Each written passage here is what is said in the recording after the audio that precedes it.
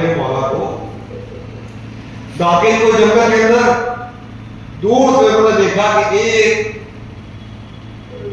پر اثر چہرہ، سرخ چہرہ، بڑے بڑے یہاں تک کہ دوش تک ان کے بال، بڑی ریش مبارک، سرخ آنکھیں.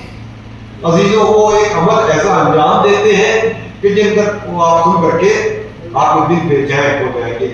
زمین کے اوپر کچھ نام لکھتے ہیں اور لکھ کر کے دو ہاتھ اپنے بڑے بڑے ہاتھوں کو ایک بار سینے پر مارتے ہیں، ایک بار پہ سر پر مارتے ہیں. یہ نام لے کر کے دور تک دوڑتے رہ جاتے ہیں، پھر واپس آتے ہیں. وہ کہتے ہیں کہ میں اس جنگل میں داخل ہوا، میری ہمت نہ ہوئی کہ میں جنگل میں وہاں پر میدان میں کیسے جاؤں، ان تک کیسے پہنچوں، لیکن میرے دل میں ہمت ہوئی. کیسے ہمت پیدا ہوئی؟ کیونکہ میرے مولا کا وہ نام لے رہے تھے. جب ان کے اندر یہ ہمت پیدا ہوئی، طاقت پیدا ہوئی، تو وہ کہتے ہیں کہ میں اس بیابان میں، اس میدان میں ان کے قریب پہنچا. اور قریب پہنچنے کے بعد میں نے کہا کہ آپ میرے مولا کا ذکر کر کے گریا کر رہے ہیں، میرے مولا کا نام لے کر کے ماتم کر رہے ہیں، خدا کا یہ بتائیے آپ ہیں کون؟ بس ایک بار وہ جو شخص زمین پر نام حسین لکھتے تھے، اپنے چہرے مبارک پر کس کے ہاتھ مارتے تھے، سر پر مارتے تھے. ابھی تو مورخ نے لکھا کہ جب سر پر کس کے ہاتھ مارتے تھے تو سر سے خون جاری ہو جاتا تھا. پکارنے والے کو دیکھا تھا کہ تم یہاں پر کیسے آ گئے. مجھے تعجب ہے، مجھے حیرت ہے کہ اس جنگل میں، اس بیابان میں کوئی انسان نہیں آ سکتا ہے، تم یہاں پر کیسے آئے؟ پہلے تم یہ بتاؤ کہ تم کون ہو؟ آنے والا کہتا ہے کہ نہیں، ہم تو یہاں آ گئے. کیسے آ گئے؟ ہم کو یہاں اللہ نے پہنچایا، ہمارے ساتھ یہ واقعہ پیش آیا. اب ذرا میں بھی تو تعارف کرا دیا کہ آپ ہیں کون. کہتے ہیں کہ تم سننا ہی چاہتے تو میں کون ہوں؟ میں زعفر جن ہوں. جب یہ نام سنا وہ طالب علم کہتے ہیں کہ جب میں نے یہ نام سن لیا تو میں نے ان سے ایک سوال کر لیا. میں نے ان سے یہ سوال کیا کہ جہاں مقاتل کربلا میں بڑے بڑے مورخین ہیں، بڑے بڑے تاریخ لکھنے والے ہیں، کربلا کے واقعات کو درج کرنے والے ہیں، آپ نے تو کربلا کے واقعے کو اپنی آنکھوں سے دیکھا ہے،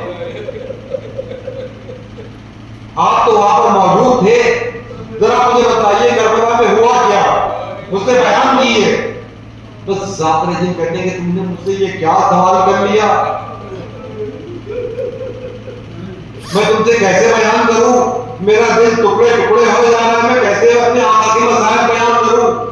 کہتے ہیں اگر تم سننا ہی چاہتے تو سن لو. ہوا کیا؟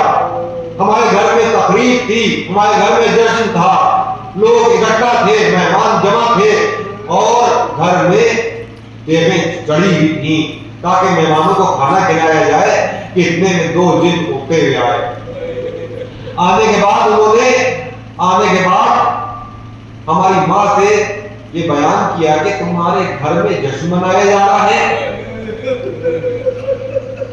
تمہارے گھر میں یہ جشن کی تقریب منعقد ہو رہی ہے، جن کے طفیل میں، جن کے صدقے میں تمہارے بیٹے کو یہ سلطنت ملی ہے، بادشاہت ملی ہے، اسی کا بیٹا کربلا میں دشمنوں کے ہجوم میں یکو تنہا ہے. بس ذاکر کہتے ہیں ایک بار میں نے یہ سنا، میں آیا، میں نے آنے کے بعد وہ خوشی کے فرش کو پلٹا، دیووں کو پلٹ دیا میں نے، اور میں نے کچھ دنوں کو ساتھ میں لیا تاکہ کربلا میں پہنچ جاؤں اور جانے کے بعد امام کی نصرت کروں، امام کی مدد کروں. عزیزوں بس ذاکر کہتے ہیں کہ ایک بار میں ہوا میں گوشت پر بلند ہوا اور میرے ساتھ ساتھ بہت سے جن تھے. ان جنوں کے ساتھ میں نے یہ کربلا کا رخ کیا تاکہ کربلا پہنچ کر کے اپنے مولا حسین کی مدد کر دی جائے، مولا حسین کی نصرت کر دی جائے. لیکن میرا دستور یہ تھا کہ جب میں اپنے گھر سے نکلتا تھا سب سے پہلے میں اپنے آقا مولا کائنات کے روضے کی زیارت کرتا تھا، ان کو سلام کرتا تھا، اور مجھ کو وہاں سے سلام میں جواب بھی آتا تھا.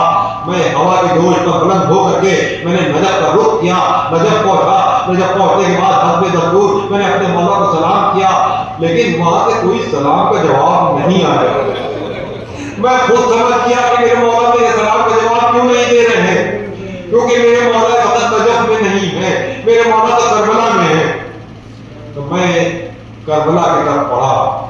جب کربلا پہنچا تو میں نے جب منظر دیکھا عزیزوں، جعفر جی بیان کرتے میں نے عجب منظر دیکھا کہ میرے مولا حسین کہ جن کے جسموں میں تیر لگے ہوئے ہیں اور زمین کے پر وہ سجدے کی حالت میں ہے. تمام ملائکہ تمام نبی جو ہیں ان کی صفیں کھڑی ہوئی ہیں آگے وال کہ اے حسین کہو تو میں تمہاری مدد کروں، اے حسین کہو میں تمہاری نصرت کروں. لیکن حسین کسی کو اجازت نہیں دے رہے ہیں.